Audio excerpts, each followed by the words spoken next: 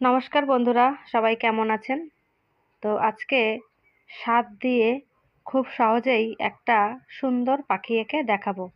তো ভিডিওটি শেষ পর্যন্ত দেখবেন, তাহলে শিখে যাবেন কিভাবে খুব সহজেই একটা, আমি এখন বলবো না, আমি কি আঁকছি, আপনারা দেখুন। তো তার জন্য আমি খাতার মাঝখানে একটা স্বাদ লিখে নিয়েছিলাম। তারপরে দেখুন আস্তে আস্তে ঢেউ খেলানো মতন অনেকগুলো, একটা দুটো তিনটে চারটে করে, এবং তার উপরে আর একটা আমি লাস্ট একটা ঢেউ খেলানো করে দিলাম।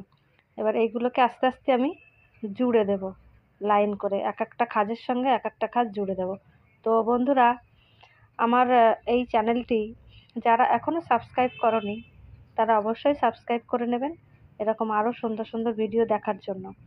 এবং ভালো লাগলে একটা লাইক কমেন্ট করবেন, এবং বন্ধুদের সঙ্গে শেয়ার করতে পারেন, বা আপনার বাড়িতে কোনো বাচ্চা থাকলে এই ভিডিওটি বা আমার চ্যানেলে আরও যা ভিডিও আছে সেগুলোও দেখাতে পারেন। তারা কিছু শিখতে পারবে বা চেষ্টা করবে। তো দেখুন, এবার নিশ্চয়ই দেখে বুঝতে পারছেন আমি কি আঁকতে চলেছি। আমি একটা ময়ূর আঁকবো। তো ময়ূর আমাদের ভারতের জাতীয় পাখি, এবং এই ময়ূর সব জায়গায় দেখা যায় না। কিছু কিছু জায়গায় অভয়ারণ্য বা ন্যাশনাল পার্ক যেগুলো আছে সেখানে আমরা এগুলো দেখতে পাই। ময়ূর খুবই সুন্দর একটা পাখি।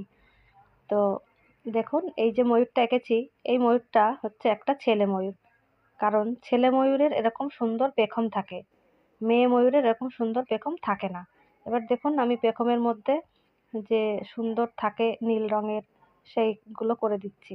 আমরা মেলাতে গেলেও অনেক সময় ময়ূরের পালক নিয়ে বাড়ি